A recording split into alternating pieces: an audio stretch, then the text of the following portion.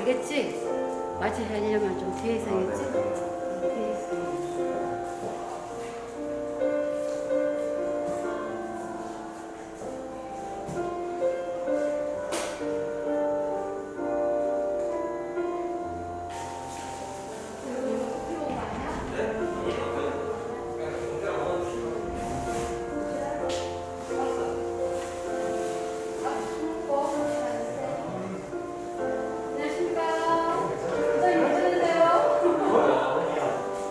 야.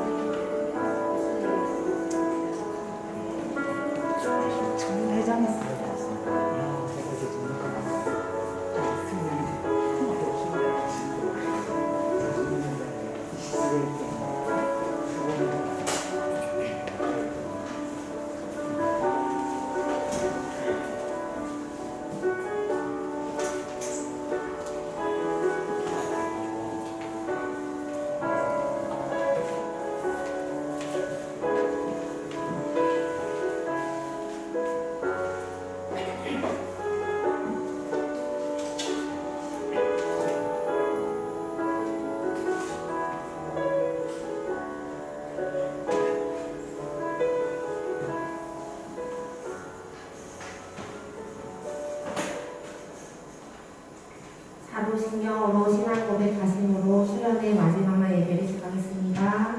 나는 전능하신 아버지 하나님 천주의 성부를 믿습니다. 나는 그의 유일하신 아들 우리 주 예수 그리스도를 믿습니다. 그는 성령으로 인도되어 공정령 마리아에서 나시고 본디오 빌라도에게 고난을 받아 십자가에 못 박혀 죽으시고 장사된 지 사흘 만에 죽은 자 가운데서 다시 살아나셨으며 하늘에 오르시어 전능하신 아버지 하나님 우편에 앉아 계시다가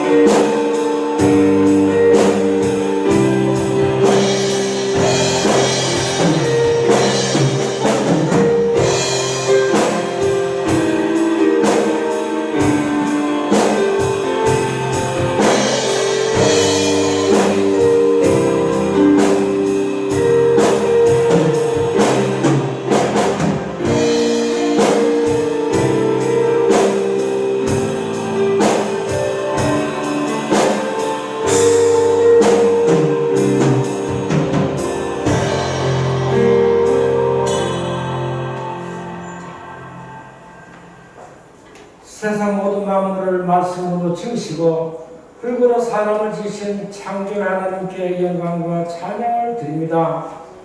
2022년 정년부 수련회를 허락하심을 감사하옵고 케노시스라는 제목으로 시작함을 더욱 감사하옵고 금요일부터 시작하여 울지까지 무사히 다녀옴을 더욱 하나님께 감사를 드립니다.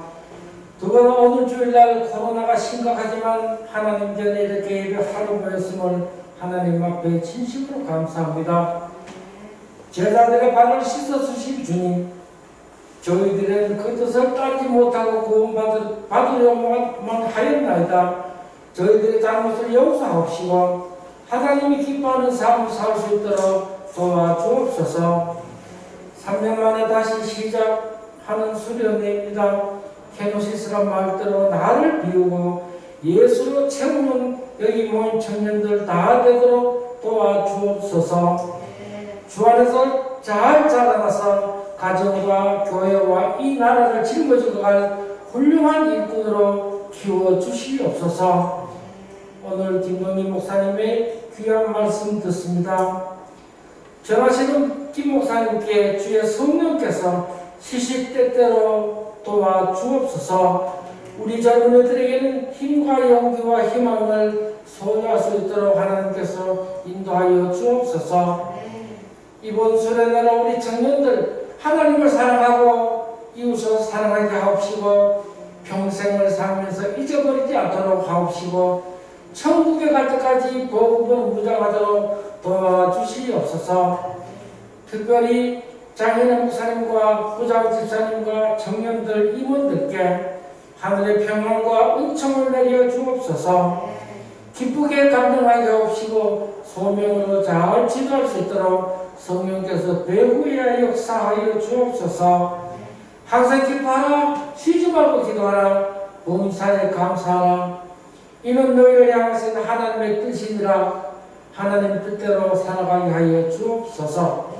우리를 위하여 죽음으로 내어주신 예수 그리스도 이름으로 기도드립니다. 아멘.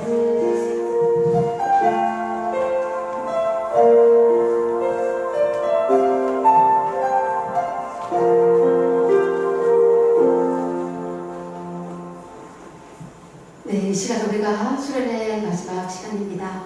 말씀을 듣고 여러 가지 묵상을 하셨을 텐데요. 이 시간 하나님 가장 소중한 저를 드립니다. 저의 인생을 드립니다. 저를 받아주십시오 하는 마음으로 함께 헌금과 우리의 마음을 드리는 시간 갖겠습니다. 함께 찬양드리겠습니다.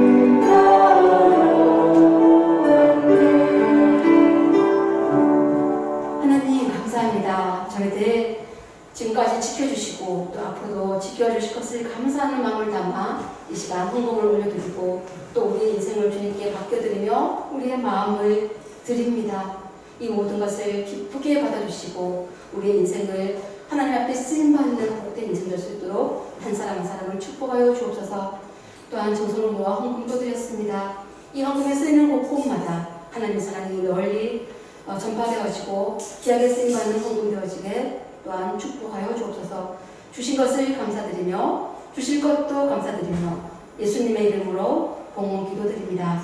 아멘.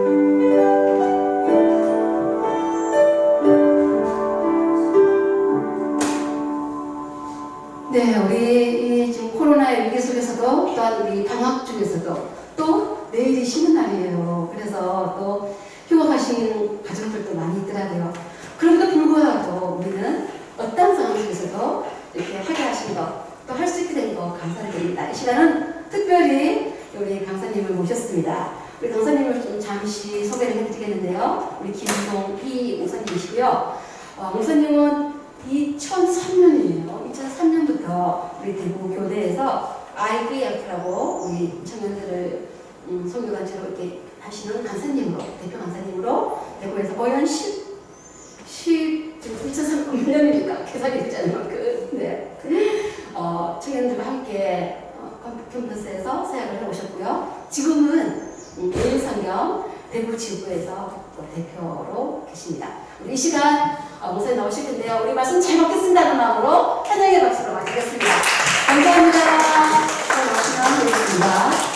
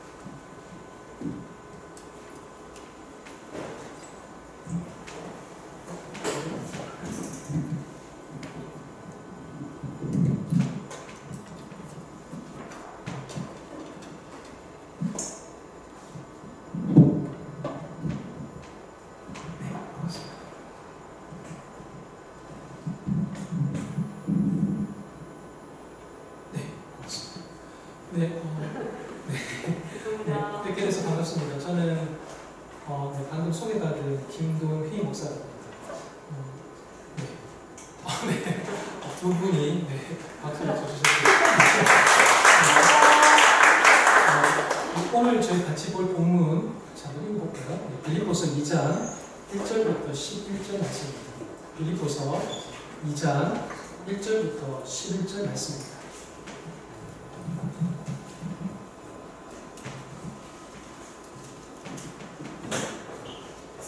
저희 교독해 보겠습니다. 제가 먼저 읽고 여러분들 그 다음에 짝수절을 이렇게 읽겠습니다. 그러므로 그리스도 안에 무슨 권면이나 사랑의 무슨 위로나 성령의 무슨 교제나 긍휼이나 자비가 있거든.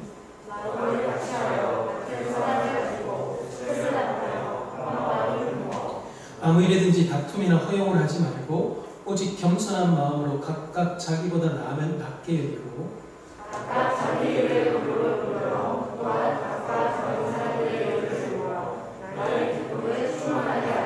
너희 안에 이 마음을 품으라. 곧 그리스도 예수의 마음이니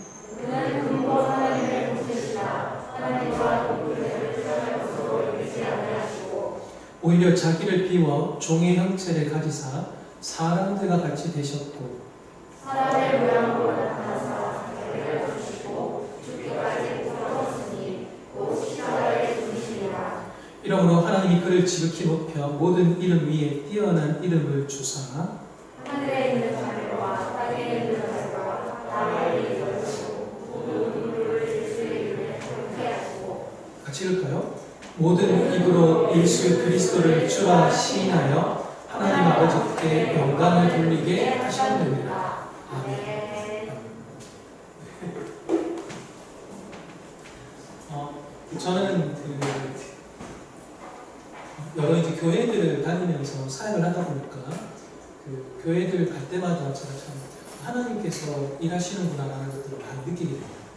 오늘도 제가 이제 여기 건물 지리를 잘 몰라서 제가 이쪽으로 딱 들어오려다가 싶어서 제가 다시 저쪽으로 딱 들어왔는데 그때 불렀던 찬양이 이제 마지막 곡 앞에 세 번째 곡이었는데요.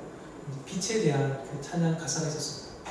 참 마음이 좀 이렇게 울컥했습니다. 그리고 처음 뵙는 장로님이 이렇게 앞에 나오셔서 대표기도 하시는데 제가 이따가 PPT에 나올 성경 구절이 있습니다.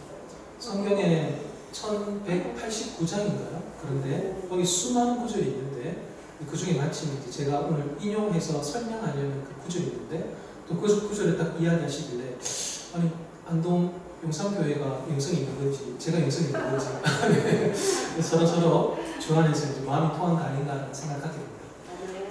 네, 반갑습니다. 저는 여기 이제 안동과 저는 원래 이제 인연이 없었던 사람입니다. 근데 이제 결혼할 때 제가 안동 여자를 만났습니다. 네, 우리 안동 여자분들 묻지도 않고 데려간다는 그 안동. 그래서 안동 여자랑 이제 결혼하는 바람에 제가 처가가 여기 안동 여기 풍산 쪽에 있습니다. 그래서 여기는 이제 여기 그 강 이쪽 건너 동쪽인데요. 저는 쪽에 좀 강 건너 서쪽에 좀 이렇게 있다가 한 번씩 이렇게 일이 있어서 영상에서 이렇게 안동대 본 적이 있는데요. 오늘 영상교회에 오게 되어서 굉장히 감사하고 또 하나님께서 저에게도 여기 앉아 계시는 분들에게도 어떤 은혜를 주실까 기대하는 마음이 되게 있음과 동시에 제가 해장동에서 수련회 프로그램을 이렇게 봤습니다. 봤더니만 둘째 날 이제 물놀이 그 바닷가에 가시더라고요. 그런 다음에 이제 오늘 주일 오후지 않습니까? 그래서 오늘 주일 오후 시간이 만만치 않은 시간인데 어제 이제 물놀이가 와서 적당히 놀더라도 이렇게 체력이 다 소진되지 않습니까? 그래서 이미 눈을 떴으나 눈을 뜬 것 같지 않은데 반자셔서 이미 다 힘을 쏟았는데 찬양에 가서 힘을 다 쏟아. 그래서 오늘 목표는 소박합니다. 이렇게 춤 쉬지만 않으냐. 춤 쉬지만 않으면 되겠다. 근데 굉장히 공감하십니다. 네.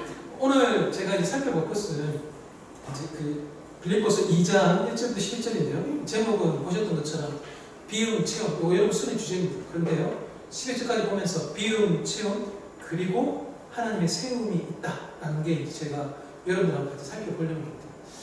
이건 제 이름과 제 이름 한자인데요. 제가 제 이름 각인시키려고 제가 이걸 남겨놓은 건 아닙니다. 제 이름이 한자로 보면 동자가 저 동자가 되게 흔한 동자. 용산동 그러면 그 동자, 동네 동자. 그래서 휘자는 빛날 휘자. 그래서 저희 아버지께서 제가 이제 첫째인데 이름을 지으면서 동네가 빛나는, 동네를 빛내는 존재 이렇게 이제 이름을 지으셨던 거예요. 제가 이제 아버지한테 좀 섭섭함해졌습니다. 아니 그 아들내미 첫째 낳았는데 스케일이 너무 작으신 거 아닌가요? 아니 지금 이제 지구촌이고 전 세계가 연결되어지는 그런 시대인데 제가 비록 70년 대타났다 하더라도 아버지가 조금 더 이렇게 넓은 관점을 가지셨으면 국희라든가 아니면 이제 세휘라든가 그래서 나라를 세계를 빛내는 존재가 되는데 동휘가 뭐냐고. 그래서 제가 약간 아버지한테 좀 섭섭한 마음이 있었는데요. 나중에 제가 이제 중학생 되고 나서 옥편 있지 않습니까? 그 한자 풀이 해주는 거. 그래서 그 옥, 그리고 여기 이제 자꾸 내려가요. 네. 그 옥편을 이제 보는데 제 이름을 이제 제가 딱 찾아보니까 아, 제가 몰랐던 하나 알게 됐습니다. 저 동자가요, 무슨 동 그럴 때는 이제 그 동을 키는데요. 통찰 있지 않습니까? 깨뚫는다 할 때. 그때는 저 똑같은 한자가 다르게 읽힙니다. 통자. 그래서 통찰할 때. 그때 통. 그때는 깨뚫는다는 뜻입니다. 그래서 제 이름은 한편으로는 동네를 빛낸다지만요. 또 한편으로는 깨뚫어서 통찰, 깨뚫어서 빛을 발하는 이런 거 약간 이제 그 목사 이름 같습니다. 바울이 디모데에게 내가 진리의 말씀을 함께 분별하며 이렇게 얘기하거든요. 그래서 말씀을 분별하여 깨뚫어 그 말씀이 빛을 낼 수 있게끔 하는 거. 이런 게 목사 이름 같다 싶은 생각이 듭니다.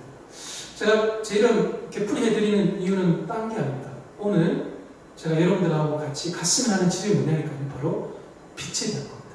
하나님께서 우리를 빛된 존재와 빛된 공동체로 세우시고 부르시더라라는 것이죠. 여러분 그 캠핑 가보셨습니까? 여름에 캠핑을 가면 저는 이제 깊은 산속에 가면 밤하늘에 이제 별들이 진짜 말 그대로 쏟아집니다. 안동은 대구보다 훨씬 더 공기가 좋아서 평소에도 이렇게 밤하늘에 저런 별빛들이 가득할지는 모르겠지만요. 대구에서는 별을 보는 게 좀 쉽지가 않죠. 제가 그 여러 번 말했을 때, 제가 20대 때, 제가 이제 93학번입니다. 제가 93학번인데, 제가 대학 들어갔을 때 그때만 해도 저희 그 기독교 동아리 선후배들이 어디를 여름마다 제일 잘 갔었냐면요. 지리산을 참 잘 갔습니다. 지리산에 뱀사골, 피아골에서 그 계곡들에 저희가 이제 그때는 뭐 펜션 이런 거 잘 이용하지 않았죠. 다 이제 텐트 치고 거기서 이제 5박 6일 동안 가져갔던 쌀 그리고 부식 해가지고 이렇게 밥 만들어 먹으면서 그렇게 이제 저희가 5박 6일 동안 같이 물놀이도 하고 밤에 같이 말씀 보고 강의 들으면서 우리가 어떤 존재로 하나님 앞에서 자라가야 되는가 이런 것들을 저희가 이제 그 지리산에서 이렇게 같이 여름에 나눔했던 그 시절이 있었습니다.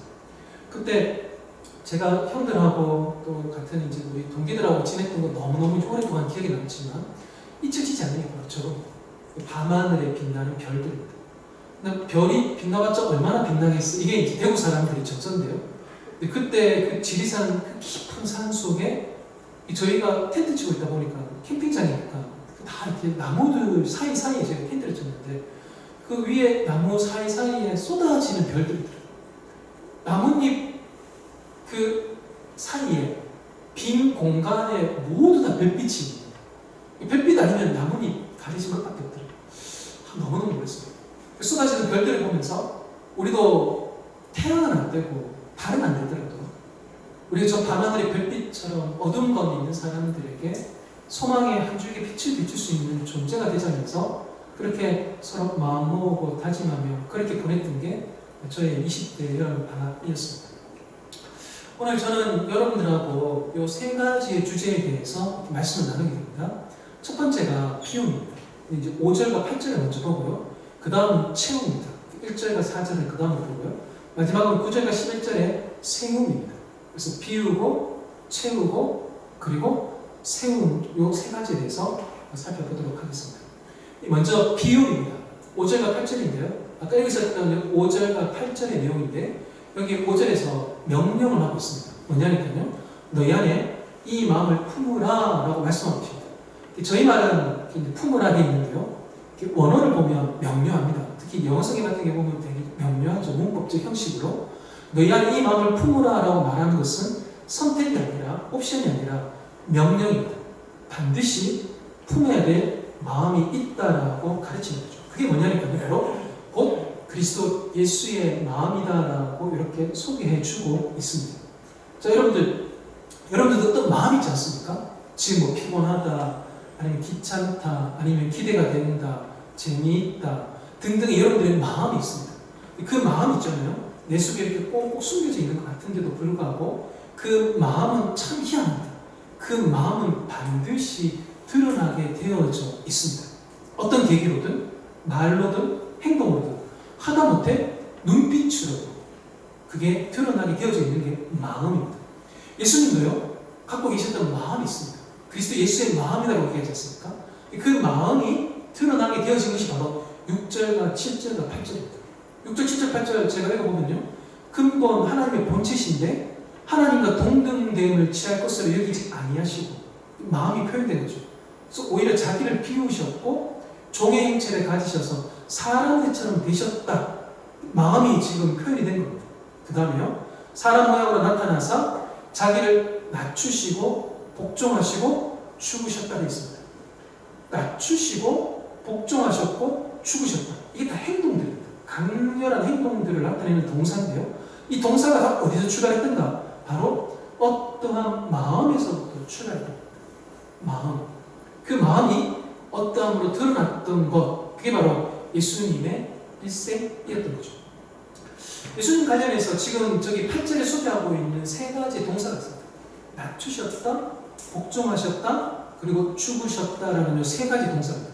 자, 그런데 예수님의 그 행적에 대해서 마태, 마가, 누가, 요한복음 그리고 몇몇 신약 성경이 기록해두고 있는 그 내용들을 만약에 요약해 본다. 그러면 저 단어들로 요약할 수 있겠죠.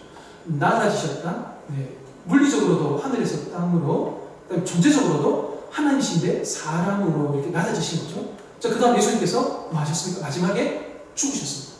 그래서 낮아지셨고 죽으셨고 이 생애의 중간에 예수님의 삶을 가득히 채우신 게 뭔가? 바로 복종하셨다. 바로 그 모습이시죠. 예수님 마음이 드러났는데 그 드러남을 통해서 행동하셔서 낮아지셨고 죽으셨는데 그 모든 시간들, 공생애를 채우셨던 건 뭔가? 바로 복종하셨던 일이다라는 것이죠. 자, 그런데요, 저희가 이제 복종 그러면 이거 조금 마음이 좀 불편합니다. 아니, 복종? 아니, 지금 내보고 지금 복종하는 말이야? 굉장히 이게 강한다는 복종. 꼭 일본 순사가 지나가면서 총 겨누고 꿇어! 이렇게 말한 듯한 그런 느낌을 주는 단어. 자, 저희 성경에 복종에 대해서는 이 단어 있지 않습니까? 이 단어를 헬라어로 살펴보면요, 이 동일한 단어가 에베소서나 다른 본문에서는 조금 다른 단어로 나와 있습니다. 우리가 이 단어는 조금 접근 가능하죠. 그게 뭐냐니까 바로 순종입니다. 에베소서 6장 1절에 관계 속에서 순종할 것을 요청하는 장면들이 몇 개가 나오는데요. 먼저 첫 번째가 자녀들이 부모에게 순종해야 된다. 이게 나옵니다. 지금 분위기가 안 좋죠? 왜냐하면 대부분 자녀들이니까요. 아니, 이게 지금 무슨 꼰대 같은, 네. 여러분 부모 딱 떼보십시오. 그러면 6장 1절이 진리구나 알겠네요. 자, 그런데 그게 6장 5절이 있습니다. 6장 5절에 보니까요, 종들아 그렇게 말하면서 종들에게 상전과의 관계 가운데서 순종할 것에 대한 이야기를 하고 계십니다. 그래서 복종 그리고 에베소서 6장에 나오는 이 순종 동일한 헬라어입니다. 하나님은 순종하기를 관계 가운데 요청하실 뿐 아니라 관계 가운데서 태어나서 죽으시면서 그 관계 가운데서 인생을 사셨던 예수님께서도 순종하셨죠. 복종하셨죠. 그래서 관계 가운데 있는 사람들이라면 반드시 예수님도 그러하시고 우리도 그러하고 생각해야 될 게 뭔가? 내가 언제 어떤 내용에서 내가 순종해야 되는가라는 것에 대해서 우리가 굉장히 유념하고 있어야 된다라는 것이죠.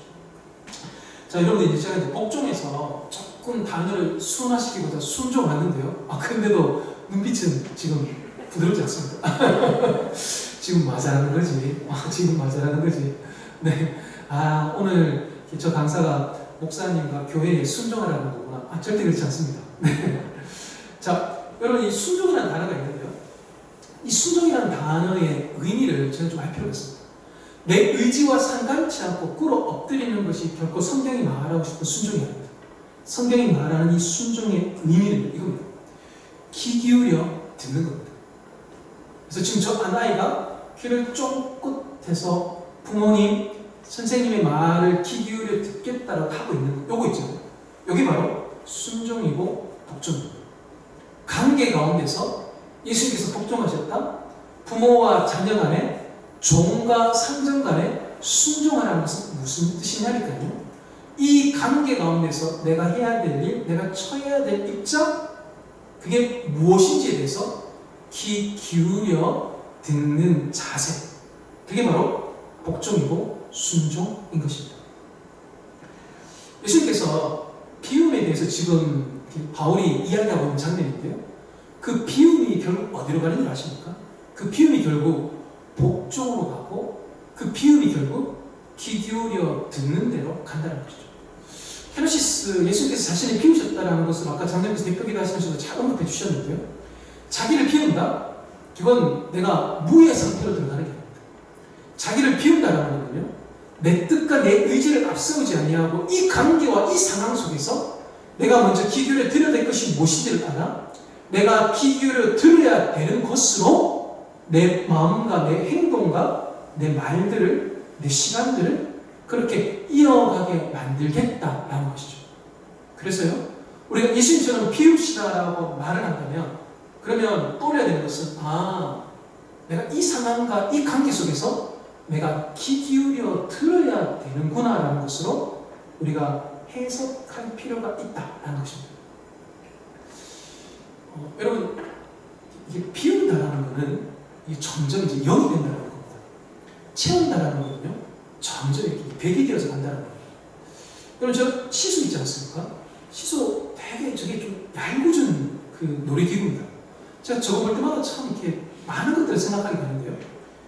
시소가 이렇게 있으면, 지금 이제 저 두 사람 지금 이렇게 균형을 잡고 있지 않습니까? 50과 50입니다. 그럼 이거 다 균형 맞습니다. 그런데요, 시소가 만약 이쪽이 10이고 이쪽이 90이 되면 이렇게 확 기울어버려요. 그런데요, 10, 90 아니더라도 49, 50이 되잖아요. 요거 미묘한 차이입니다. 한 끗 그러지 않습니까? 종이 차이입니다.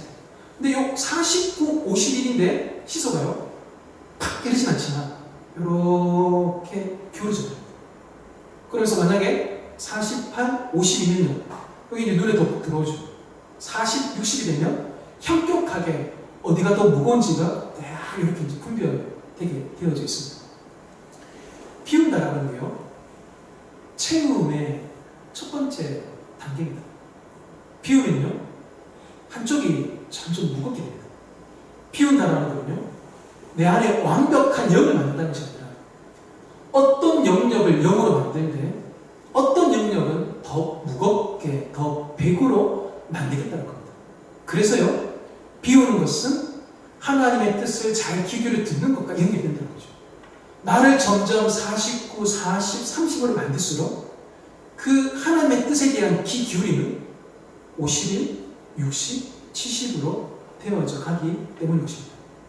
비우는 것은 하나님으로 채우는 시간인 것입니다. 지금 이제 무슬림이 정해져 있는 기도 시간대에 메카를 향해서 기도하고 있는 한 장면이 이제 찍혀져 있는 사진입니다. 제가 이제 몇 년 전에 겪었던 일인데요. 제가 이제 소개받은 선교사님 한 분 계십니다. 되게 젊은 분이셨습니다. 30대 초반에 아주 젊으신 선교사님이셨습니다.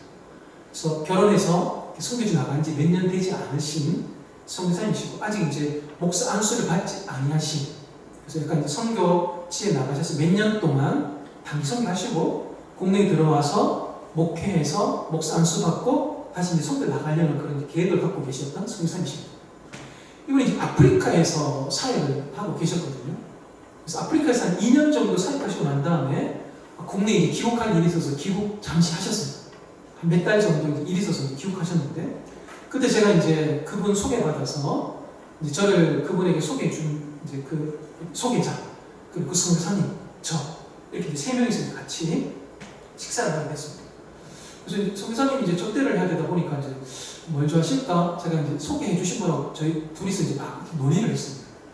외국에 나가 계셨으니까 또 요런 음식도 좋아하신다 그러니까 예전에 이제 기억이 있잖아요. 이 두 분은 관계가 있었으니까. 그래서 저한테 이제 추천해 준 메뉴가 있습니다.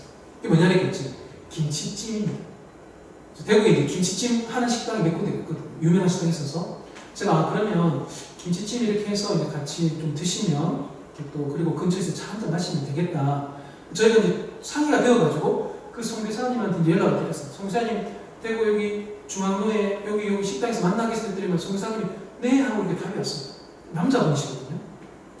자 그래서 이제 저희가 이제 점심 식사 시간하고 같이 만났습니다.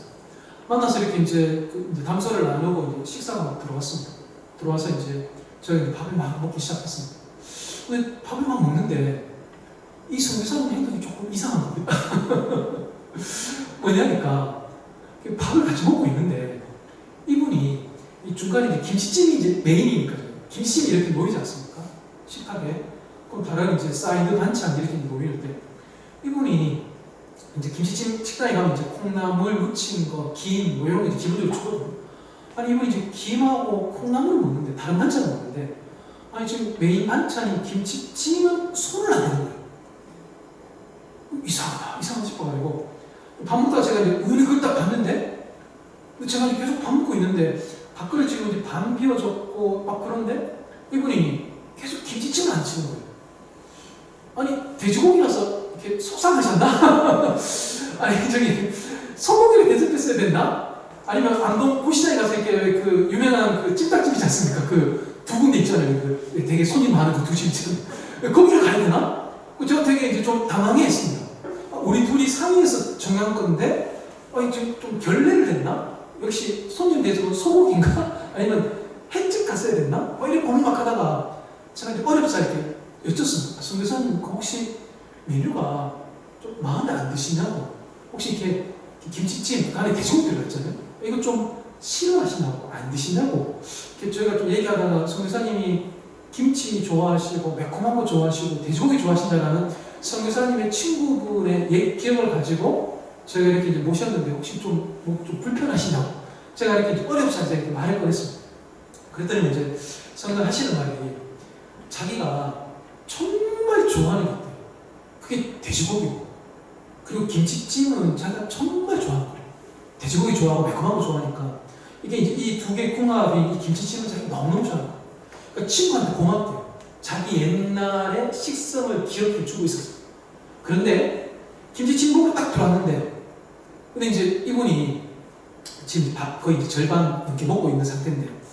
근데 제 질문을 이분이 막 설명을 해요. 저기 목사님 저기 초대해 주면 너무 감사한데 자기는 지금 피로 여기 국내 한국에 들어와 있지만 몇 달 뒤에 다시 지금 아프리카 갈 건데 자기는 국내에 와 있는 이 시간 동안에도 아프리카의 무슬림들에게 사역하면서 가졌던 그 결단 있잖아요. 돼지고기 먹지 않겠다. 돼지고기 먹지 않겠다. 그걸 자기는 국내에 와서 지키겠다. 아니 성사님, 아니 지금 몇 달 뒤에 가는데 오늘 지금 접대 받으시는 건데 아니면 제가 돈 내는 저의 얼굴을 봐서라도 돼지고기 한 점 드시지 않습니까? 딱 그랬더니만요 하시는 말이 뭐냐니까 그렇게 국내에서 먹고 들어가면 그 무슬림들이 딱 냄새를 느낀대요. 저희가 외국에 가면 김치 냄새, 마늘 냄새 그러니까 외국인들이 저희들한테 막 그러잖아요. 저희도 막 외국인들 냄새 난다 막 그러지 않습니까?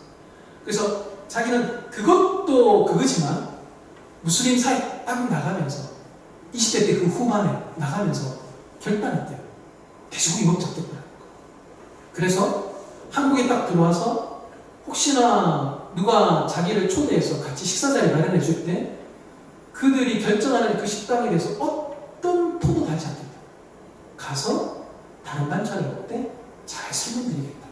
이게 이분이 이제 갖고 계셨던 마음이고 결단이었던 거예요. 제가 저보다 나이 한참 이렇게 젊으신 분인데 제가 되게 그때 숙연해지기도 하고 부끄러지기도 하고 그래서 무슬림에서 살아보신 분인데 내가 너무 한국적으로만 생각했구나 생각이 든 거예요. 여러분 비우는 사람들 있잖아요.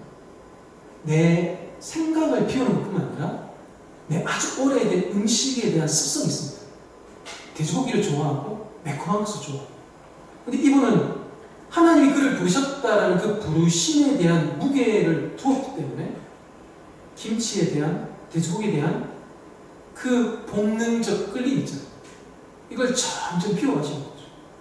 지금도 돼지고기 보면 침이 kokkok넘어간대요. 한국에서 그렇게 먹고 싶었던 게 돼지고기였대요. 왜냐하면 현지에서는 못 먹으니까. 너무너무 먹고 싶지만 돈가스 한번 썰어보고 싶대요. 근데 그것도 잘 하신대요. 점점 더 비워가는 거죠. 이렇게 5년 지나고 또 10년 지나면 그때는 이제 돼지고기 완전히 있겠죠? 딱 그러시더라고요. 여러분 비운다라는 게요 어느 한순간 되지 않습니다. 특히 사람이 저희를 그렇습니다. 단계를 거쳐 시간을 거쳐 우리의 마음의 본성들을 내려놓고 하나님 앞에서 내가 뜻했던 바들에 더 무게를 둘 때에 우리는 그 비움들을 더욱더 유지해 나아갈 수가 있는 것입니다. 돼지고기를 먹지 않겠다는 그 결단 이면에 뭐가 있습니까? 아프리카에 있는 그 무슬림들을 향한 선교사님의 사랑하는 마음이 있었던 것이죠. 내가 비록 한국에 와서 현지에 있는 무슬림들이 내가 여기서 뭐 하는지를 모르겠지만 그럼에도 불구하고 그들을 향한 일평생의 헌신과 그 사랑하는 마음 그게 선교사님으로 하여금 계속된 그의 결단들을 지켜내게끔 했던 것이죠. 영성교회 우리 청년부 형제자매들 피움은요 그 자체로 존재하지 않습니다. 피움의 동기가 있습니다. 바로 하나님께 듣기 위함입니다. 그러니까 그 들었던 것들을 지켜내기 위해서 우리는 여전히 피우고자 노력해 나아가는 것이죠. 1절과 4절에서 바울은 빌립보 교회를 향하여서 어떠한 것들로 채울 것을 요청하고 있습니다. 빌립보서 저기 2장 2절에 보면요. 마음을 같이 해라, 같은 사랑을 가져라, 그리고 한 마음을 품어라 라고 이야기하고 있습니다. 여러분 저 한 절 안에 마음을 같이 해라, 한 마음을 품어라 똑같은 의미지 않습니까? 이게 이제 지금 앞, 뒤로 지금 이렇게 2절 안에 이렇게 있습니다. 마음을 품는다. 요 헬라어가 있는데요. 이 헬라어가 마태복음부터 계시록까지 27권의 신약 성경 중에서 요 헬라어가 제일 많이 쓰이는 성경이 어디냐? 바로 빌립보서입니다. 빌립보서 여러 많은 주제가 있고 유명한 구절이 있는데요. 이 단어에 반복되어지는 횟수로만 놓고 본다면 빌립보서의 핵심적 주제는 뭐냐? 빌립보 교회 안의 성도들이 같은 마음을 품는 것. 이게 빌립보서를 보내는 바울이 염두에 두고 있는 핵심적 저술 동기인 것이죠. 빌립보서는요, 같은 마음을 가지라라는 것을 굉장히 많이 강조하는 서신인데, 그런데 이 횟수로도 신약성경에서 제일 많지만, 또한 빌립보서 4장 2절처럼 같은 마음을 품어야 될 사람의 신명을 거론하는 성경의 유일한 장면입니다. 고린도 교회라든가 문제되는 여러 교회적인 상황에 대해서 바울이 같은 마음을 품는 것에 대해서 권하는 중에 사람의 신명을 거론하면서까지 너와 너가 같은 마음을 품어야 돼 라고 말하는 장면이 몇 개밖에 없습니다. 유오디아라는 어떤 사람과 순두계라는 어떤 사람입니다. 누군지 성경이 설명하지 않지만 이 편지를 받는 빌립보 성도들은 아시는 거죠. 그래서 이게 공개적으로 교회에 보내는 편지인데 그 편지에서 바울이 아예 그냥 이름을 걸어갑니다. 유오디아와 순두계. 예를 들면 이럴 수 있겠죠. 목사님이 저한테 그 강사로 서다는 전화를 하지 않습니까? 그러면서 어떤 청년부의 흐름이나 청년부의 수련의 주제나 이런 방향에 대한 설명을 해주시면 좋겠다는 건 대부분의 섭외하실 때 다 그런 얘기 다 하십니다. 자, 그런데 섭외하실 때 목사님 보시면 우리 교회에 김땡땡 형제랑 우리 교회에 채땡땡 자매가 있다. 오해하시면 안 됩니다. 제가 김씨고 저희 아내가 채씨입니다. 그 의도로 제가 하는 거지 여기 제가 특정해가지고 표적해서 김씨, 채씨 그런 거 아닙니다. 김땡땡 형제와 채땡땡 자매가 있는데 이 둘이 정말 사이가 안 좋다. 둘이 진짜 원수도 그런 원수가 없다는데 그래서 그 두 명에게 새로운 마음을 줄 수 있는 설교를 했으면 좋겠다. 어떤 교회도 저희한테 섭외할 때 그렇게 얘기하시는 교회가 없습니다. 단 한 번도 없습니다. 근데 바울이 굉장히 강하게 있다는 거죠. 유오디아, 순두계, 너희 지금 같은 마음 품어야 된다. 이 말은 뭡니까? 서로 지금 다른 마음 품고 있다라는 것을 말해주는 대목인 것이죠. 바울이요, 고린도 교회가 한 마음을 품을 때 나타나는 그런 모습, 그러니까 이런 모습을 취해야지만 이 한 마음을 나타낼 거야라고 말해주는 것들이 굉장히 많습니다. 1절과 그리고 3절에 보니까요, 권면, 사랑, 위로, 교제, 긍휼, 자비, 그리고 3절에는 겸손한 마음 이렇게 얘기합니다. 이런 것들은 우리가 2절에서 말하는 같은 마음을 품는 일을 돕는 거죠. 그러니까 같은 마음을 품고자 할 때에 우리의 관계 가운데서 나타나는 것들, 바로 저런 것들입니다. 자, 그런데요, 3절에 보면 다툼과 허영을 하지 말라라고 하는데요. 이 말은 뭐냐니까요. 다툼과 허영은 2절의 내용을 공동체 가운데서 이루어가는 데에 방해꾼이다라는 것을 말해주는 겁니다. 다툰다. 이거 너무 잘 아시는 겁니다. 다투는 그거죠. 다툰다는 건요, 편을 만드는 겁니다. 다툰다는 건요, 1대1로 달라야지 그게 아닙니다. 1대1로 맞짱 뜨자가 아니라 다툰다는 것은 A라는 세력과 B라는 세력을 만들어 세력 대 세력으로 내 편을 만드는 행위, 그게 바로 다투는 겁니다. 그래서 내 편, 네 편. 여러분 그 말 아십니까? 우리 초등학생들이 잘 쓰는 말인데요. 뺨. 좀 나이가 있으시군요. 뺨. 이거 혹시 초등학교 때 이거 안 써보셨어요? 애들 막 그러거든요. 뺨. 왜? 더하기 빼기 있잖아요. 뺨. 그래서 막 저들끼리 막 놀다가 갑자기 애들이 뺨 이러거든요. 기분 나쁘면. 그러다 또 사이좋게 지내지만요. 되게 제가 그 단어 듣다가 되게 무서운 단어다 싶었어요. 이거 완전 이지매지 않습니까? 네. 이거 완전히 완전히 열애시키는 거죠. 뺑 그러거든요. 저것들끼리 재밌다고 막 뺑뺑 그러는데 만약에 그게 한 명이 계속 지속되고 간다면 굉장한 상처가 됩니다. 초등학생들 그러더라고요. 뺑뺑뺑 그러고. 성경은요, 다툼에 대해서 결코 호의적이지 않습니다. 또 하나요, 허영이 있는데요. 이 허영의 뜻은 뭐냐니까요.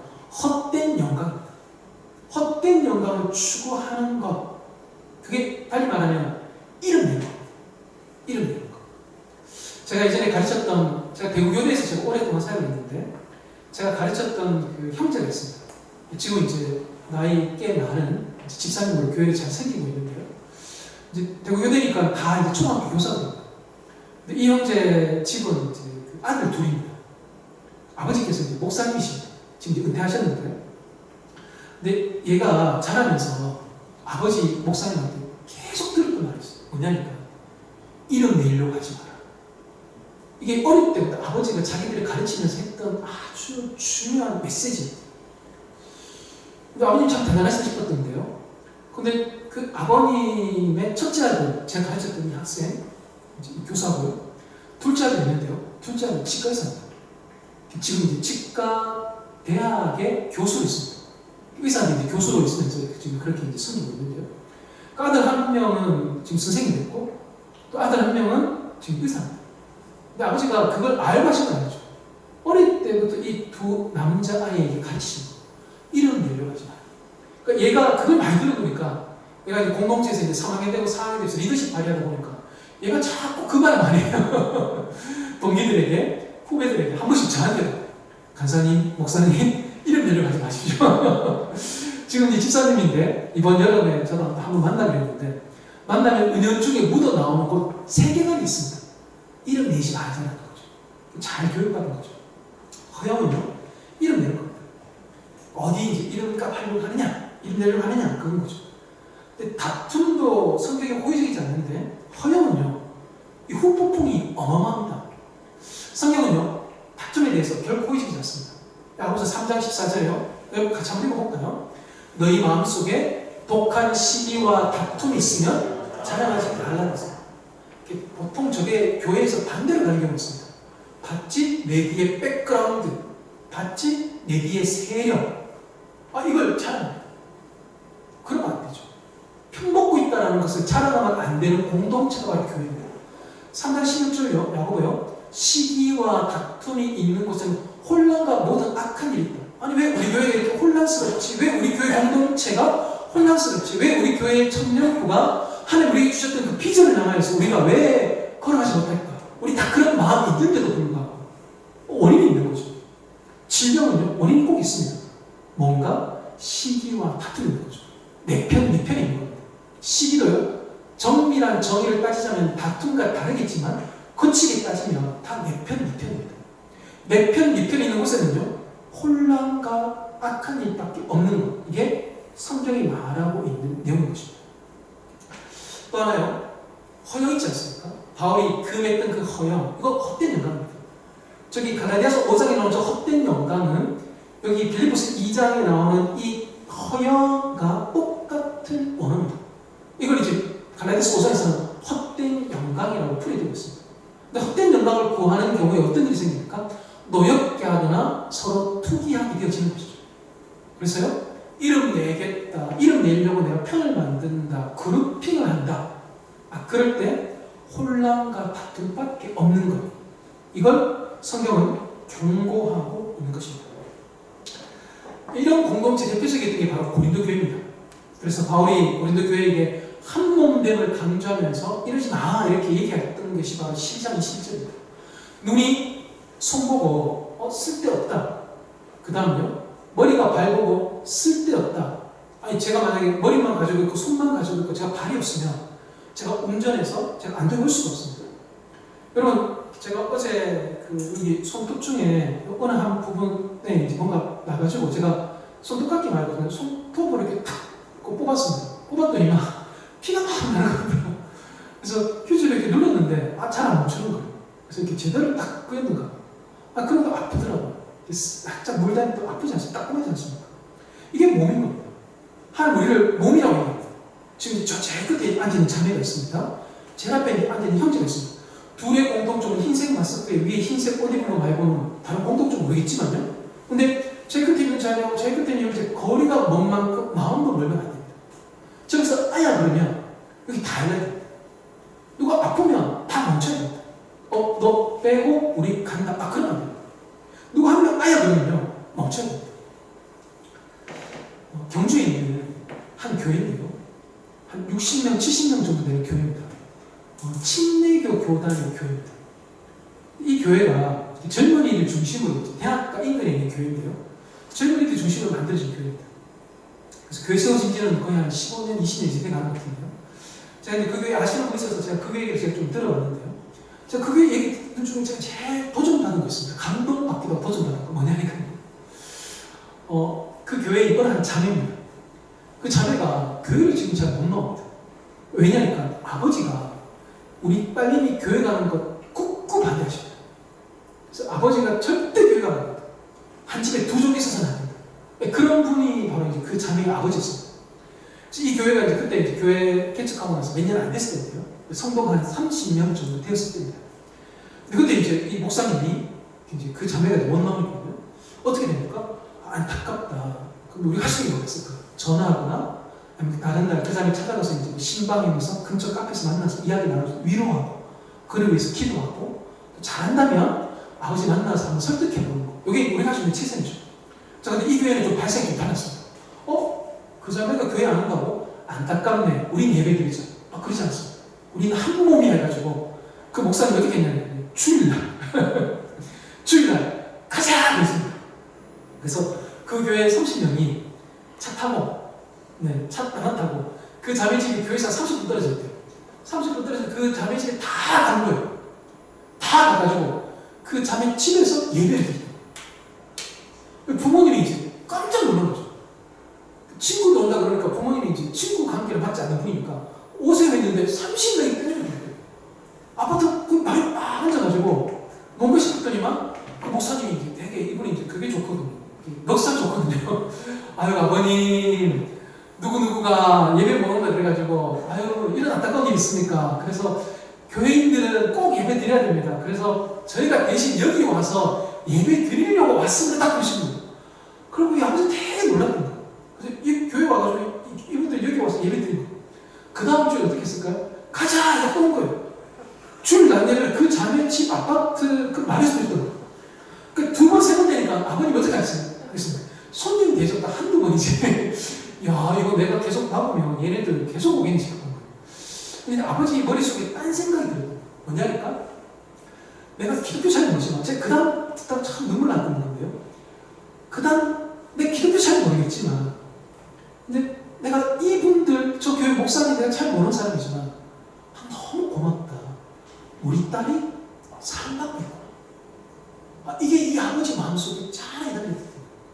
기독교가 뭔지 모르겠지만, 성경이 뭔지 모르겠지만, 나 이제껏 교회 가는 거 참 많이 반대했고, 우리 딸님이 막았고, 내 주변에 있는 사람들 보면서 내가 교회 그렇게 욕했는데, 근데 내 이름도 모르는 이 교회 성도 30명이 2주째, 3주째 와서 우리 집 마루에 와가지고 예배 드릴 때, 뭔 이런 사람들이 있나 싶었는데, 근데 그걸 한 번 겪고 두 번 겪다 보니까요, 우리 딸이 이 사람들도 사랑받는 거예요. 주일날 교회에서 예배 드리도 되는데, 그렇잖아요. 그냥 뭐 위로해주고 기도 한번 해주고 끝나면 되는데, 우리 딸을 30분 걸리는 곳에 찾아오고 나서 아버지가 먼저 반대하셨지 않습니까? 경찰 신고할 수도 있지 않습니까? 근데도 와서 우리 딸과 같이 있어준다는 거. 우리 딸이 사랑받는다라는 걸 아시는 거죠. 그러고 난 다음에 아버지 태도가 바뀌신 거죠. 내가 교회를 인정하고 기독교를 인정하지 않지만 난 너네 교회만큼 내가 인정한다. 너 이제 앞으로 교회 가라. 되게 놀랐습니다. 그 교회의 행동도 놀랬지만, 그러니까 아버님이 느끼셨던 거죠. 우리 딸이 사랑받는다. 여러분 어떠셔야 될까요? 용산교회 총경제 잘 모르겠습니다. 잘 모르겠지만 저도 이렇게 합동적 목사입니다. 더 잘 모릅니다. 통합적 교회. 근데 쭉 가다가 예를 들어 우리 건반 했던 우리 형제가 아픕니다. 상징적으로 실제로 교회 또 못 왔어요. 안 된 데가 아니라 한 걸음 더 나가야 됩니다. 그게 그 집을 가는 일이든 뭐든 뭐가 될지는 모르겠지만요. 지혜를 가지고 그때에 따라서 다르게 우리가 행동해야 되겠지만 확실한 건 뭐냐? 우리 아들이, 우리 딸이 그 교회 청년부를 통해서 사랑받고 있구나. 이걸 당사자도 그 주변의 가족도 느낄 수 있게끔 만드는 것. 그게 바로 교회 공동체의 하나됨의 위력인 것이죠. 다툼과 어려움은요, 절대 그런 일을 만들어낼 수 없습니다. 그러다 보니까요, 사도 바울은 3절에서 다툼과 허영을 얘기하는데 그 앞에 딱 전제를 합니다. 아무 일에든지 라고 이야기합니다. 그러니까 이걸 보면 바울이 굉장히 다툼과 허영을 경계하고 있음을 알게 됩니다. 이 말이 저 말이지만요, 왜 그런가요? 한마음 되어지는 것을 방해하는 결정적인 이 바로 바로 결정적인 약함들이 바로 다툼과 허영이기 때문인 것입니다. 그래서 바울은요, 교회 공동체 안에서 또 한 번 더 권면합니다. 자기를 돌보는 것뿐만 아니라 다른 사람들의 일을 돌보라라고 이야기하고 있습니다. 여러분, 저희가 지금 두 번째로 하고 있으니까 채움의 단계를 하고 있습니다. 사도 바울이 지금 여기서 너희 일을 돌보라, 그리고 상대방의 일을, 다른 사람의 일을 돌보라라고 말할 때 반복해서 쓰는 단어가 있습니다. 이게 돌보다라는 건데요. 이 돌본다라는 이 단어의 의미가 또 하나 뭔지 아십니까? 그겁니다. 상대방에게 귀를 기울이는 겁니다. 아까요, 예수님께서 복종하셨다, 순종하셨다, 그 의미가 귀를 기울이는 것이다라고 말씀드렸습니다. 바울은요, 예수 그리스도께서 귀를 기울이심으로 말미암아 복종의 길을 가셨던 것처럼 빌립보 교회도 귀를 서로 기울일 것을 요청하고 있는 것이죠. 여러분, 저거 해보셨습니까? 줄 전하기, 실 달아가지고 종이컵 이렇게 끝에 붙여가지고 이렇게 하는 거 있잖아요. 저 초등학생 때 한번 해봤는데요. 제가 저희 집에 이제 초등학생들 있다 보니까 애들이 이제 이거 한번 해보는데 제가 따라서 봤거든요. 진짜로 종이컵 잡고 실 한 5m 이렇게 길게 해가지고 팽팽하게 당겨가지고 말을 하니까 진짜 들리더라고요. 희한하다. 그 실을 통해서도 들리잖아요. 저희가 산업보다가 이해 안 되는 장면 있지 않습니까? 그 왕의 그 의상, 어의가 왕비의 이 손을 터치할 수 없는 남녀 7세 부동산 시대다 보니까 여기에다가 실을 묶어가지고 문 밖에서 실로 전해지는 이 맥박의 진동을 가지고 임신하셨습니다라고 꾸며내는 거예요. 이게 조선시대 때 그 어의들의 그 능력이에요. 근데요, 제가 그 약한 실을 가지고 5m 떨어진 데서 이게 말하면 들리는데 저희가 목소리를 가지고 카톡을 통하여서 메신저를 통하여서 언어를 전달함으로 의사소통할 수 있는 어느 시대라면 바울이 요청하는 것, 교회 공동체가 서로 돌보게 되어질 것을 이루는 데에 저희는 굉장히 지금 유리한 매체들을 많이 가지고 있는 상황입니다. 바울은요, 일단 성경은요, 나뿐만 아니라 서로를 돌보는 공동체가 되기를 요청하고 있습니다. 지금 보시는 이 내용은 마가복음 2장인데요. 마가복음 2장에 예수님께서 마태를 만나는 장면입니다. 이 마태가 세금 공무입니다. 세리죠. 히브리 이름으로 이제 레위. 제가 이제 이 마가복음 2장을 보다가 제가 던졌던 질문이 있습니다. 아니, 왜 사람 차별하냐? 다른 제자들은 부를 때 나를 따르라 하시니 모든 것을 버려두고 예수를 따랐다고 하는데 왜 돈 좀 많을 것 같은 이 마태를 보실 때는 나를 따르라 하시니 일어나 따랐다라는 것밖에 없습니까? 왜 모든 것을 버려두고 예수를 따랐다라는 것이 왜 마태에게서는 나오지 않습니까? 라는 게 제가 이 본문을 보다가 제가 던졌던 질문입니다. 그러다가 제가 이 본문 보면서 발견했던 단어가 있습니다. 바로 이겁니다. 앉다라는 단어입니다. 보시면 앉았습니다. 이 짧은 사건 속에 앉았다는 단어가 반복되고 있습니다. 마가복음 안에서 이 저자 마가가 앉는다는 행위를 강조하는 걸 찾아보니까요, 그렇지 않습니다. 이 단어가 다른 본문 속에 많이 나오지 않습니다. 그런데다가요, 이 단어를 빼보십시오. 이 단어를 빼도 의미가 전달되는 데는 아무 문제가 없습니다. 예를 들어요, 알피의 아들 레위가 세간에 있는 것을 보시게 되는데 앉았다라는 것을 뭔가 의도적으로 강조하고 있다는 것을 발견합니다. 저기 일어나 따랐다 했지 않습니까? 예수님 따르는 겁니다. 예수님 따르기 전에 마태가 앉아있는 것은요, 혼자 앉아있는 겁니다. 이게 원어도 보면 단순해요. 자, 그런데요, 예수님 따르고 난 다음에 본문의 내용 전환적으로 봐도 그렇지만 문법적으로도 이제는 함께 앉아있는 복수가 나옵니다. 예수를 따른다는 건 뭐냐면 이겁니다.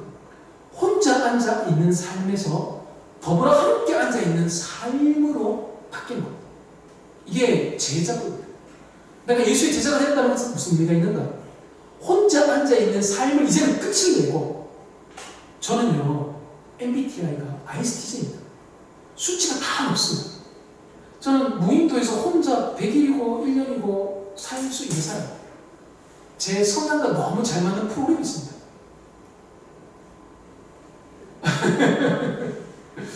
나는 잘님이다. 혹시 보셨습니까? 나는 잘님. 그 산 깊은 곳 속에, 그 무인도 속에 혼자 사는 분 있습니다. 저는 그분들, 저는 충분히 공감합니다. 저도 아무도 없는 곳에 10년이고 100년을 살 수 있습니다. 그런데요, 제가 목사가 되어서 낯선 교회에 가서 사람을 만나고 사람들하고 같이 제가 또 성소유니까요, 묵상 나눔 모임하고 제 본성을 걷습니다. 근데 본성을 거스려야 되는 이유는 뭡니까? 예수 제자가 됐다는 것은 혼자 앉아있는 삶을 이제 좀 끝내고 그 비중을 이제 점점 낮추는 거예요. 49, 40, 30, 20. 그럼 점점 더 무게를 두는 건 뭐냐니까요. 더불어 함께 있는 것들, 나도 거기에 가서 함께 앉아 있는 것. 그게 무게를 주는 거죠. 50일, 60, 70. 그게 바로 예수 그리스도에 따르는 겁니다. 아까 장로님 기도하실 때, 저게 글자체랑 안 맞아가지고 조금 이렇게 좀 밀렸네요. 데살로니가서 5장을 인용하셨습니다. 너무 잘 아는 구절입니다. 저거 교회, 낯선 교회 화장실에 가면 남자 소변기 앞에 잘 붙여져 있는 성경 구절 중에 대표적입니다. 항상 기뻐하라, 시심하게 기도하라, 봉사에 감사하라. 이게 뭔가 느낌이 오거든요. 근데다가 하나님의 뜻 그러니까 이거 뭐 있던데 싶은 구절입니다. 근데 저희가 저 구절 볼 때에 보통 어떻게 하냐니까요. 방향이 대부분 다 이쪽으로 나. 근데 저 방향이 나만 나 쪽으로 향하게끔 하는 게 저 구절이 좀 갖고 있는 좀 아쉬움입니다. 제가 저 구절을 제가 이제 묵상하다가 하나님을 던졌던 질문이 있습니다. 그리고 하나님, 저 구절, 유명한 저 구절에 목적으로 주셨으면 저 구절이 더 잘 전달됐을 텐데요. 라는 게 제가 가진 질문입니다. 이런 거죠. 내가 먹는다. 이것도 문장이 됩니다. 내가 사과를 먹는다. 더 의미가 명확하게 전달됩니다. 봐요. 항상 무엇을 기대해라. 쉬지 말고 무엇을 기도해라. 범사에 무엇을 감사해라 라고 그 목적으로 있었으면 저 하나님의 뜻이라는 게 더 선명하게 전달됐겠죠. 아이고 하나님, 이 중요한 구절에 목적이 있었으면 얼마나 좋았을까요? 라는 게 제 고민이었는데요. 하나님 저한테 이렇게 본문을 딱 보게 하시면서 가르쳐주고 있습니다. 목적어가 있다는 거죠. 앞에 제시되어져 있고 또 너무 길어서 16, 17, 18절에서는 생략되어 있더라는 거죠. 목적어가 뭡니까? 보시면요. 그 앞에 있는 14절 보시면요.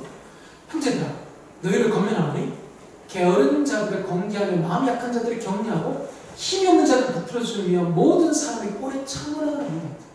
그러니까요. 성경 다른 구절을 볼 때 제가 내가 기뻐하고 내가 나를 위해서 기도하고 나에게 어떤 일을 위해서 감사하는 거 그 성경적입니다. 그런데요. 데살로니가서 5장을 보면서 기뻐하고 기도하고 감사하는 것은 나를 향한 겁니다. 뭐냐니까요. 바로 14절에서 얘기하는 것처럼 게으른 사람들, 마음이 약한 사람들, 힘이 없는 사람들, 우리 주변에 내 공동체 안에 연약하여 도와줘야 될 사람들을 위해서 내가 기도해야 되겠다. 그들에게서 일어나는 일들로 말미암아 내가 기뻐하고 내가 하나님께 감사드립니다. 내가 그리고 우리 공동체가 여전히 그 약한 사람을 위해서 우리가 기도하고 포기하지 않음으로 인해서 하나님 앞에 감사해야 되겠다라는 반응을 보이는 것이 바로 데살로니가서 5장의 그 문맥인 것이죠. 성경은요 굉장히 공동체 지향적입니다. 제가 마가복음 2장과 데살로니가서 5장을 통해서 그리고 아까 우리가 봤던 빌립보서 2장 4절에 다른 사람의 일들을 돌보라라는 것들을 제가 연결해서 말씀드리는 건 뭐냐니까요. 성경은 대단히 공동체 지향적입니다. 자, 그러니까요. 우리가 무엇으로 채워야 되는가? 바로 내 옆에 있는 사람을 돌보는 일들로 나를 채워야 되는 것이죠. 내 옆에 있는 사람의 안위와 기도 제목과 그의 지금의 아픔. 누가 오늘 교회 모르는데 왜? 아버지가 교회 가는 거 반대합니다.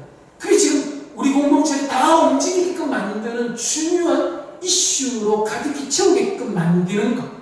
그게 바로 하나님의 공동체죠. 30명 중에 한 명인데 그러지 말라는 거죠. 그 한 명에 대해서 귀 기울여 그 한 명이 우리 공동체의 모든 것들이 될 수 있게끔 만드는 것. 그게 바로 데살로니가전서가 우리를 초대하는 내용인 것입니다. 쟤는 왜 그래? 저는 저를 말해야 되겠습니다. 근데 이 말이 있잖아요. 쟤는 왜 그래? 이거 보시면 물음표가 있습니다. 형식은 질문인데 실제는 아니죠. 질문은요, 답을 찾고 싶은데 쟤는 왜 그래라는 이 질문은 절대 답을 찾으려는 의도로 하는 말이 아닙니다. 형식은 질문이지만 질문을 빙자하지만 내가 이미 내린 결론을 우회적으로 표현하는데 저희가 저런 문장들을 사용하죠. 그래서 쟤 왜 그런데? 이건 질문이 아니라 이미 판단한 겁니다. 빼겠다는 거. 너 마음에 들지 않는다. 여러분, 지금 여러 개 앉아 있잖아요. 앉아 있는데 제가 분명히 용산교에 대해서 말씀드릴 수 있는 게 하나 있습니다. 분명히 나랑 안 맞는 사람이 여기 반드시 있습니다. 어디 가나 똑같습니다. 제가 안동 잘 모르니까 강 건너 안동 동부교회, 서부교회, 안동교회 있습니다. 거기 가보십시오. 꼭 나랑 안 맞는 사람이 있습니다. 싸운 것도 아닌데도 불구하고 희한하게 안 맞습니다. 가만 옆에 오면 불편합니다. 이게 남남 간에, 여여 간에 이게 꼭 있습니다. 또 남녀 간에 아니 한참 나이 어린 10살 후배인데도 불구하고 걔만 만나면 불편하겠습니다.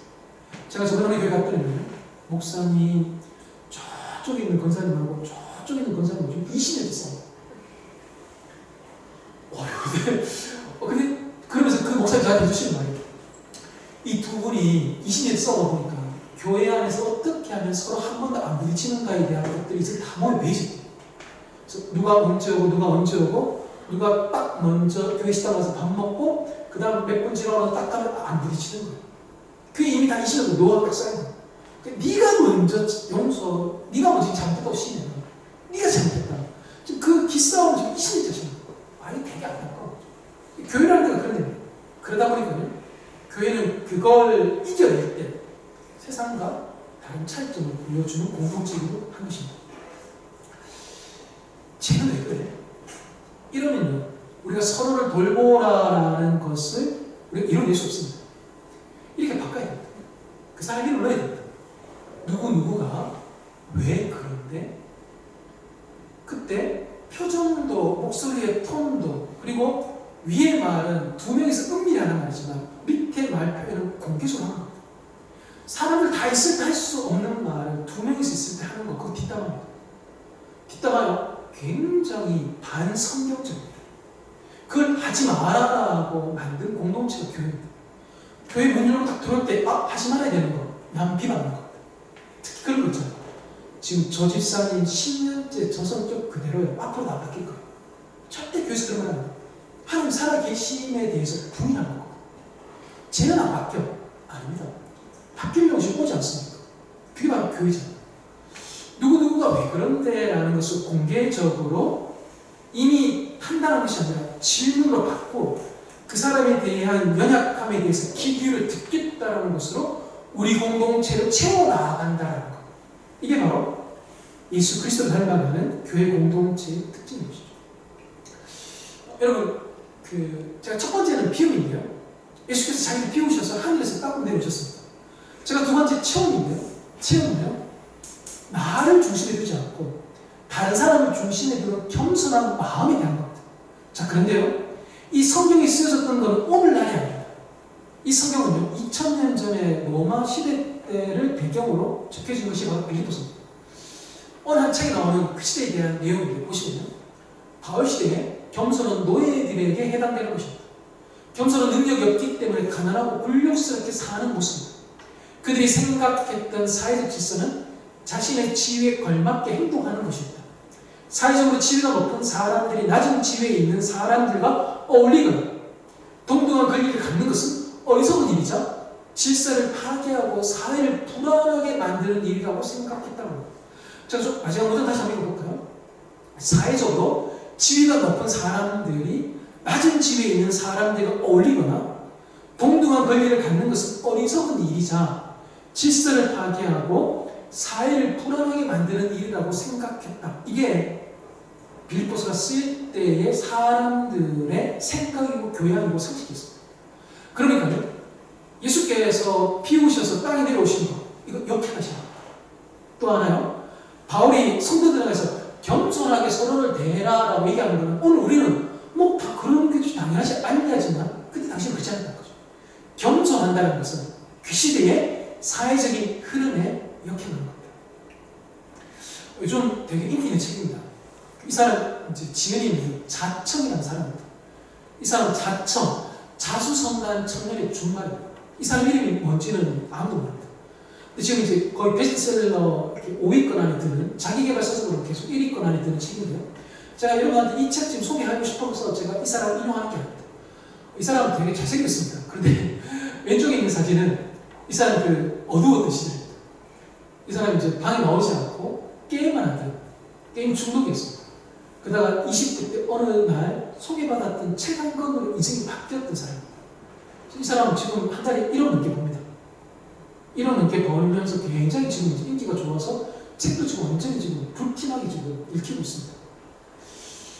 근데 이 사람 책 가지고 제가 여러분들에게 자기 개발, 돈 벌어라 지금 그 얘기하고 싶은 게 아니라 이 사람의 그 하고 있는 그 말이 있거든요. 책 제목에 쓰고 있는 게 역행이라는 거.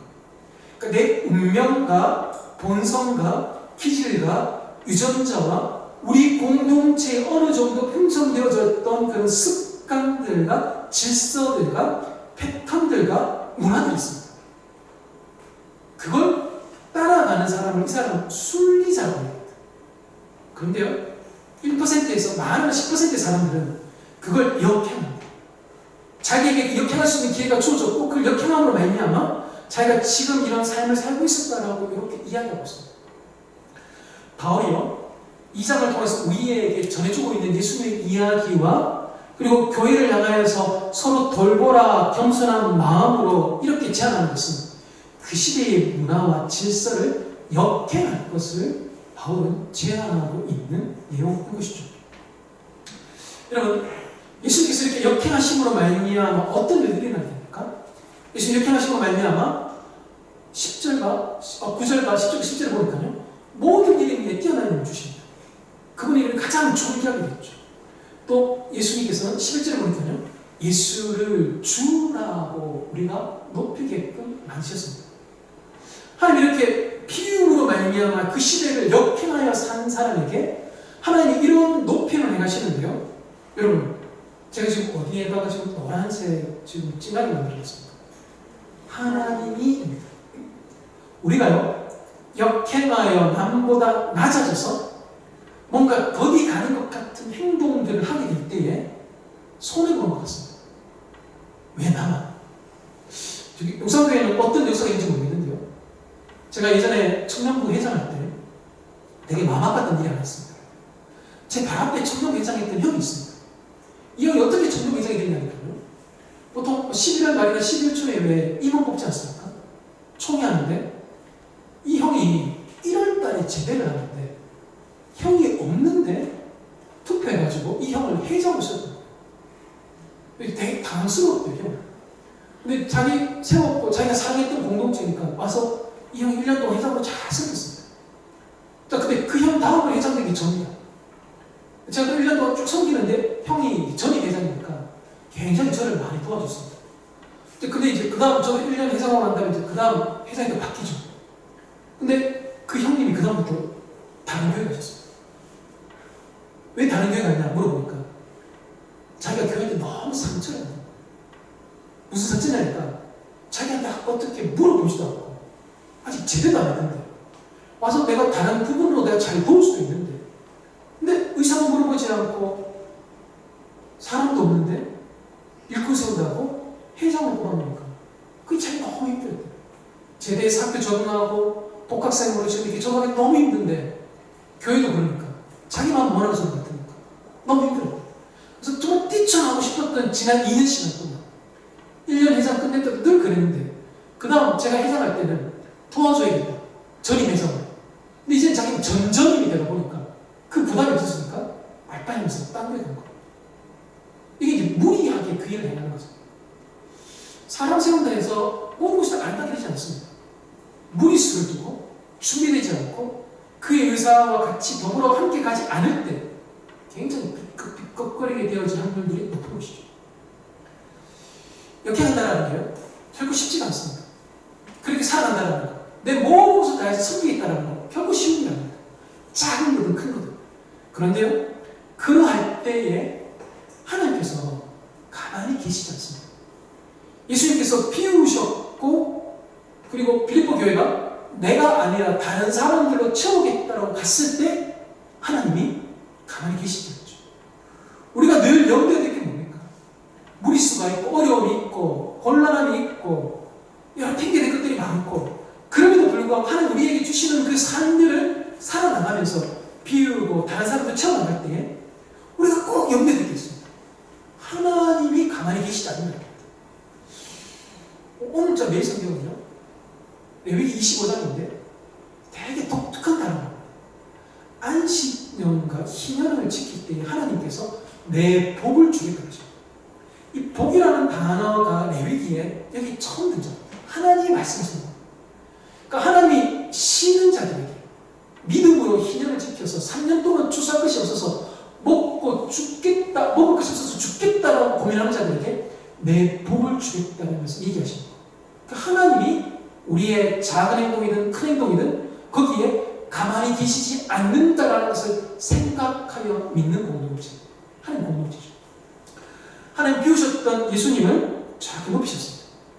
자, 그러면요. 하나님, 우리가 서로를 돌보면서 서로로 채워나가는 공동체에게 하나님 무엇으로 보상하실까요? 바로 저겁니다. 2장 15절입니다. 제가 읽지 않았는데요. 2장 15절을 보면요. 흠이 없고 순전하여 어그러지고 거스르는 세대 가운데서 하나님의 흠없는 자문으로 세상에서 그들 가운데 빛들로 나타낸다라고 말씀하십니다. 저기 어그러지고 거스르는 세대 있잖아요. 저 의미는 다르지만 근데 저 의미가 크게요. 다툼과 허영에 이끌립니다. 다툼과 허영을 뽐내는 그 세상 가운데서 하나님의 백성들이 서로를 돌볼 때 하나님 그들을 빛으로 어두운 세상 가운데 나타내기를 즐겨 하신다라는 것이죠. 지금 보시면 이 웬 아저씨 이 등산 가신 아저씨 같은데요. 이분 누구냐면 이제 김병영이라는 목사님이신데 서울에서 사역하시는 분입니다. 나중에 한번 그 네이버나 유튜브에서 김병영 치면 꽤나 유명한 분이네 라는 걸 이제 알게 되실 텐데요. 저분이 이제 제가 이제 그 대학생 선교단체 간사로 제가 오랫동안 있었는데 제가 신입 간사로 훈련받을 때 저희 훈련 담당 간사셨습니다. 저분이 성격이 되게 무섭습니다. 그래서 축구할 때 정말 무섭습니다. 축구할 때 저분들부터 욕 안 먹는 사람이 없습니다. 그래서 진짜 축구할 때 별별 욕 다 하십니다. 승부에 완전 목숨 거는 분입니다. 그러니까 기도하는 것도 완전 전투수라 되게 무서운 분입니다. 저번에 이제 저희랑 같이 이제 석 달 동안 같이 이제 동거하면서 저희 이제 동기가 15명인데 15명 가르치면서 이제 같이 저희가 막 그렇게 생각했습니다. 저분한테 저희가 참 많은 걸 배웠어요. 기도에 대한 것도 그렇고 성김에 대한 것도 그렇고 말씀 보고 묵상하고 많은 것을 배웠습니다. 석 달 동안 제가 수많은 수업을 들었는데 잊혀지지 않는 배움이 있습니다. 저희가 이제 그 15명이 같이 수업하는 공간이 있거든요. 그 뒷자리에 뭐가 있냐면 이제 간식 테이블이 있었어요. 간식 테이블. 저희는 그 뒤에 컴퓨터 있잖아요. 저런 자리에 이제 간식 테이블이 있었는데 그 간식 테이블에 저희가 이제 그 담당자가 있어요. 간식 차리고 간식 치우고. 근데 저희는 이제 그 청소 시간이 정해져 있고 저녁 9시 다 청소합니다. 그 시간에 뒤에 간식 테이블 담당자도 어지럽혀 있었던 거 막 치우고 청소하고 그랬던 거예요. 근데 이제 이 담당하시는 김병희 목사님 어느 날 저희가 이제 수업 듣고 있는데 이분이 이제 수업 듣고 쉬는 시간에 딱 오셔가지고 이분이 이제 막 불 같은 거 화를 내시는 거예요. 화를 내시더니만 다 나와! 그러는 거예요. 뭔 일인지 싶었던 거예요. 15다 나왔죠. 지조도 지금 각 잡고 있었거든요. 다시 공격부가 왔습니다. 다 나와!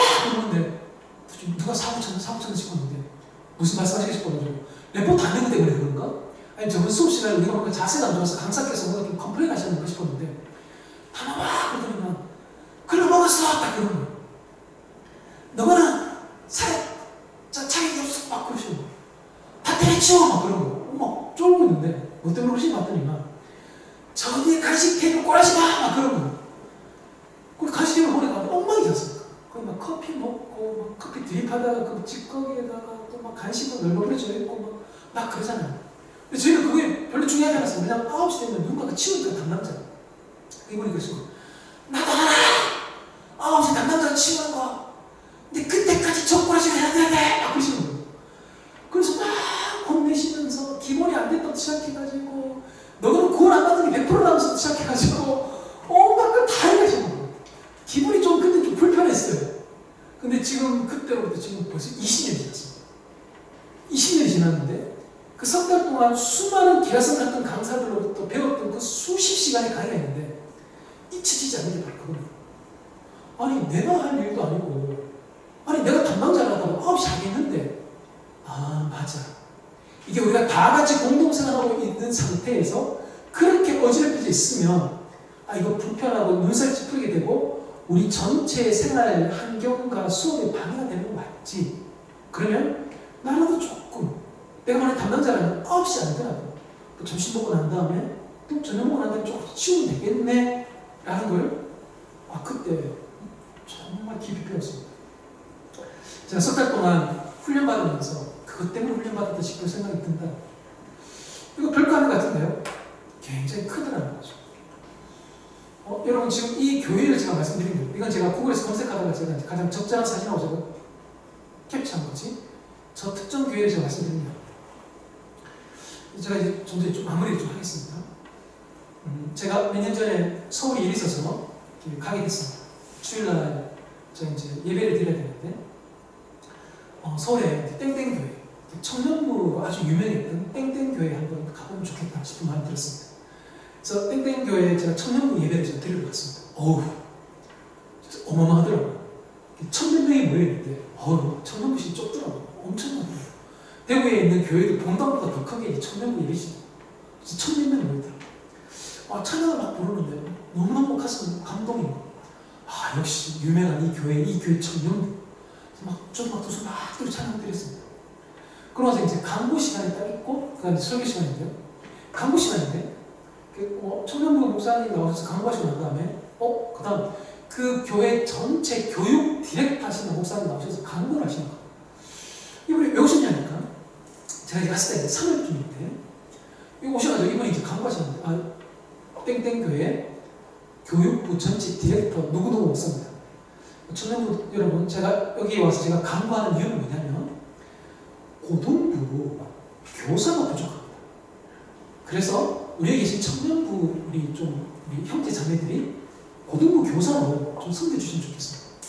보통 교사 모집하는 게 10월, 11월 그때 한참 바쁩니다. 근데 지금 언제든 3월. 그러니까 교사가 부족한 채로 지금 석 달이 왔다는 거예요. 그러니까 그 교회 10,000명이 되는 교회입니다. 청년부에도 1,000명이 넘는 교회입니다. 그런데 정말 크고 정말 유명한 교회인데 그 교회 실상은 뭐냐? 고등부 교사 구하기가 힘든 교회. 그게 그 교회의 실상이죠. 되게 외모 좋은 사람 많습니다. 그런데 빛이 나는 사람은 드뭅니다. 되게 좋은 공동체 많습니다. 그런데 빛이 나는 공동체는 드뭅니다. 제가 저 강북 딱 접하고 난 다음에 그 다음 제가 그 교회 기라성 같은 청년 목사님 중에 한 분이 설교하시는 걸 듣는데 이게 마음이 안 오는 거예요. 끝나고 난 다음에 또 그 젊은 청년들이 그 말씀에 의지하여 다 같이 뜨겁게 기도하는데 이게 뭔가 싶은 거예요. 이게 뭔가 싶은 거예요. 하나님이 세우시는 공동체가 뭐지? 사람 많은 장팀인가? 그렇게 찬양 밴드 쫙 갖춰놓은 장팀인가? 그렇게 말이 물 흘러가듯이 그렇게 잘 설교하는 게 다 되는 건가? 아니 이렇게 1,000명이 넘는 청년부, 10,000명이 넘는 교회에 고등부 교사 사람이 없단 말이야. 그런 것이 벌써 석 달이 지났단 말이야. 교회 실상은 뭐지? 이게 제 마음속에 던져지는 질문이었어요. 예수님요? 우리를 어떤 공동체를 쓰고 싶어 하십니까? 별거 아닙니다. 뒷자리 정리하는 거. 별거 아닙니다. 옆에 있는 사람에게 안부 물어주는 거. 별거 아닙니다. 옆에 있는 사람 손잡아주면서 잘 지내냐면서 그 한마디 물어주는 거. 별거 아닙니다. 크든 크지 않든 서로 교제하여 관심을 가지고 사랑을 준다는 거. 이거 정말 힘든 일입니다. 세상에서 빛된 공동체로 용산교회 청년부가 쓰임받는 이유는 서울에 있는 그 땡땡교회처럼 숫자 많다고 되지 않습니다. 사람 수비 있습니다. 하나님 수비 없습니다. 세상은 놀라지 않습니다. 많이 모였네. 절에 나오십시오. 사람 미어 터집니다. 그러나 세상 바꾸는 건요. 사람이 아니라 어두운 가운데 비추는 한 줄기의 빛된 그 존재입니다. 하나님은 서로를 돌봄으로 말미암아 그 교회를 빛들의 공동체로 만들어가기를 원하시는 것이죠. 회장님 통해서 단체 사진 하나 받았습니다. 보내주신 사진 중에 이게 그나마 이렇게 좋은 것 같아서 다른 사진은 다 마스크 쓰고 있더라고요. 여러분, 비움과 체험과 그리고 세움으로 여러분들 지금 수련하셨고, 제가 지금 약속된 시간을 오버하려 지금 이제 설교를 하고 있습니다. 비움과 체험과 그리고 세움을 통해서 여러분들 어떻게 이 청년부가 되어지기를 소망하십니까? 요겁니다. 빛된 공동체입니다. 좋고 유명한 공동체는 많습니다. 그런데요, 빛된 공동체 많지 않습니다. 빛된 공동체 어떻게 되어집니까? 바로 서로를 돌볼 때, 그 교육이 못하는 그 한 자매를 위해서 우리가 움직입니다. 네가 할 일인데 라고 방치하지 않고 내가 나서서 조금 돕는 바로 그 작은 것, 그게 바로 차이를 만들어내는 것입니다.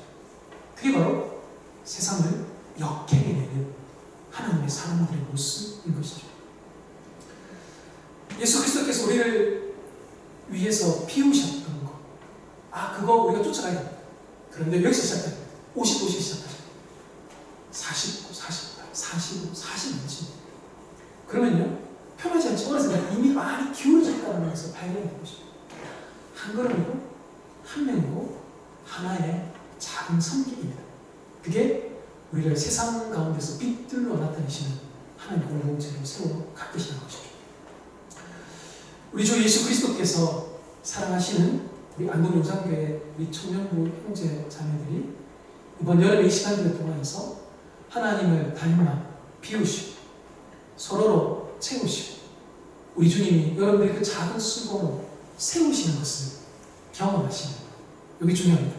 하나님이 우리를 세우시는 것을 경험하시는 청년부 되시기를 우리 주님의 이름으로 축복합니다. 기도하겠습니다. 하나님 아버지, 우리 주님 사랑하시는 안동용산교회 청년부 형제들, 자매들을 위해서 빌립보서 2장 말씀을 함께 나누었습니다.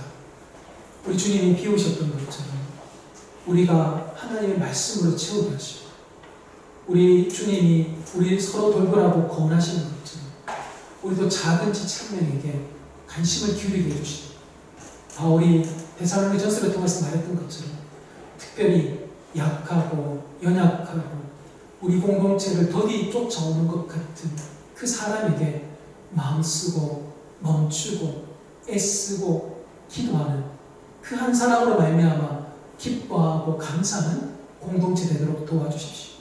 그리하여 우리 주님이, 우리 하나님이 우리 주님을 높이셨던 것처럼 우리 하나님이 서로를 돌보는 우리 용산교회 청년부를 하나님께서 세우시는 것을 경험하는 은혜가 가득하도록 도와주시옵소서. 예수님 이름으로 기도드립니다. 아멘.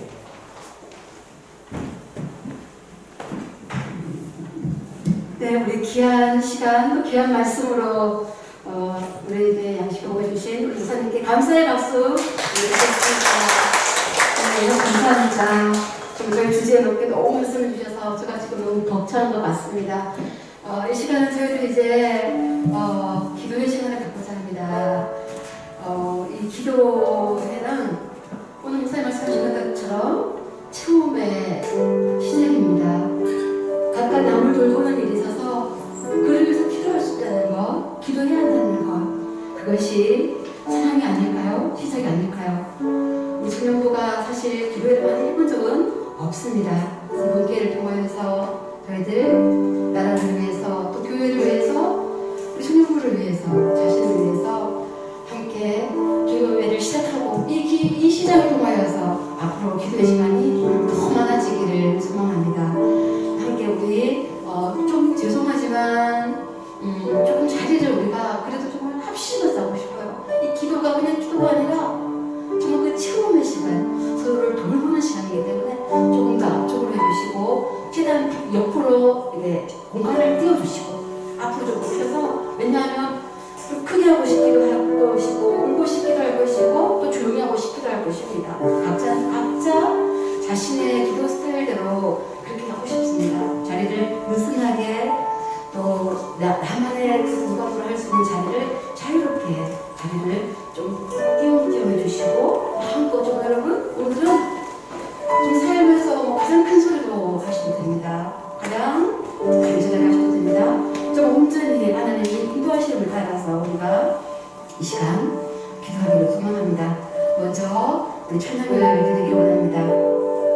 좀 주님이 이곳에 우리를 찾습니다. 하나님의 나라를 치고갈 그 한 사람들을 찾고 계신 것을 우리가 하나님의 마음을 읽으면서 함께 찬양을 드리기 원합니다. 주를 위한 이곳에 찬양하겠습니다. 주를 위한 이곳에 예배하는 자들 주의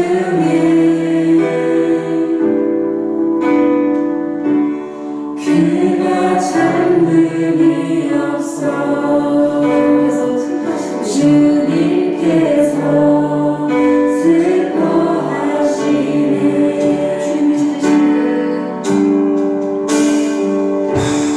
주님이 찾으시는 그 한 사람 그의 배자 내가 그 사람 되길 간절히 주께 예배하네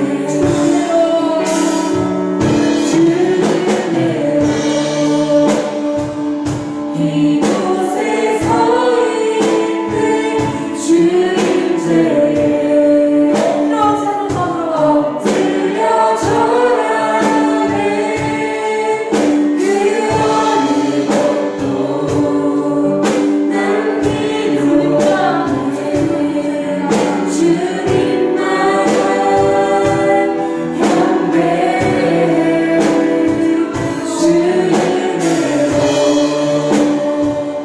이곳에 서 있는 주님께 엎드려 절하네 그 어느 것도 난 필요 없네 주님만